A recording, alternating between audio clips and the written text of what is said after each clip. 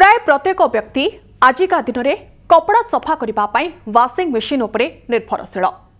कपड़ा धोइबा ताकू सुखेबा पाई जदि आपण वाशिंग मशीन व्यवहार करुछंती ताहाले टिके सावधान हो जांतु, कारण एभले एक घटना अमेरिकार आसी जहां आपनकु चिंता करने बाध्य करिवो।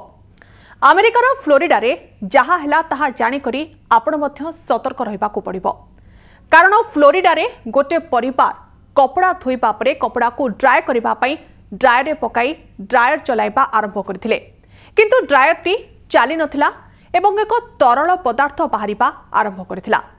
तापरे सेई परिवार सदस्य वाशिंग मशीन सजाड़िबा पई मेकानिक को डाकिथिले। जेतबळे मेकानिक आसी देखंती तो सेतबळे जानि पारिले कि ड्रायर भितरे एक साप मरी पड़िछि।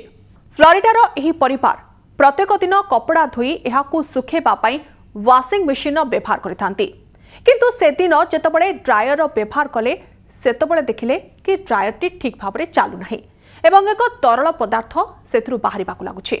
तापरे जेतबळे घर को आसीथिबा मेकानिक जनक कहिले कि ड्रायर मोटर एक बड़ एवं मरी जाइथिबा साप पड़ी रहिछि।